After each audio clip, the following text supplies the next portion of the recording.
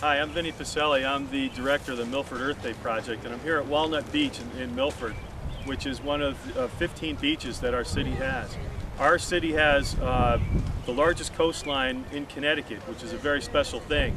The coastline is over almost 15 miles long, and it at one time had a habitat along the coastline that would support dozens of plants along the dunes and the upland connecting it. Very valuable habitat.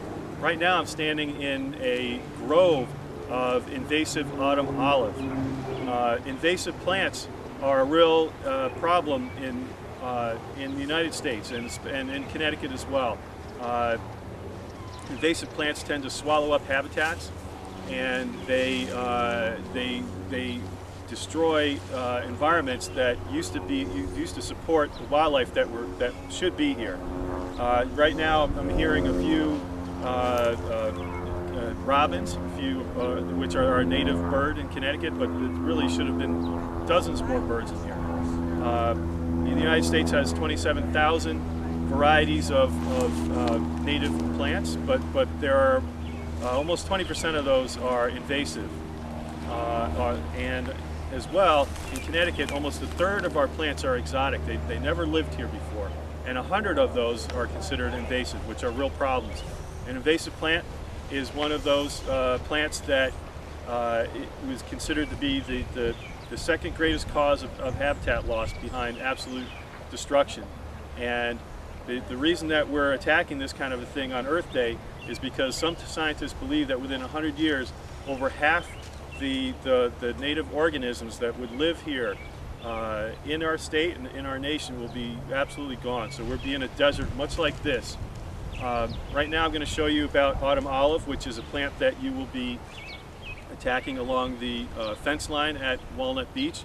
You'll also see things like multiflora rose, and mugwort is here. It's a herbaceous plant, as well as bittersweet vines that you may see in here.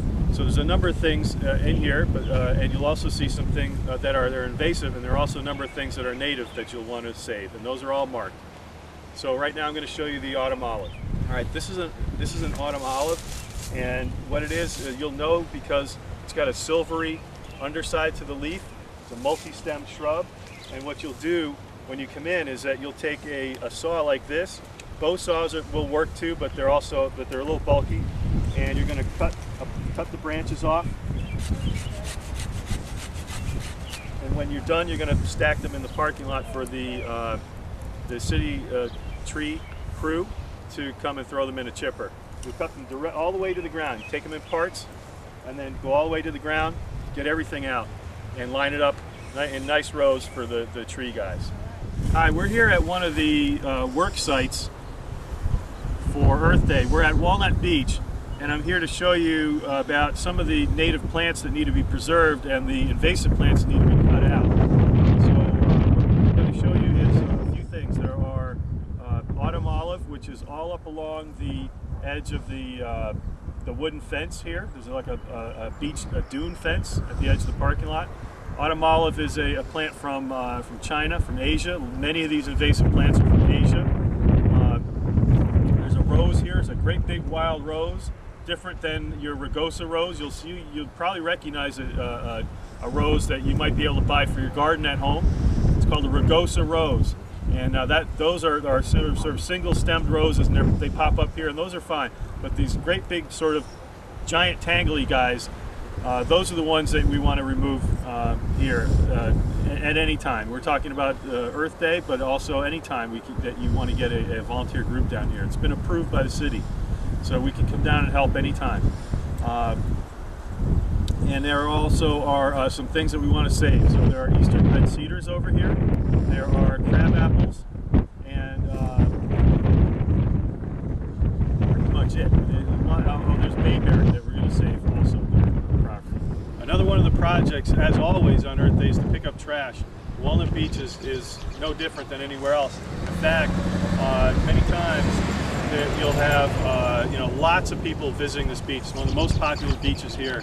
At one point, actually, you know, in the 40s and 50s, this was actually a carnival place.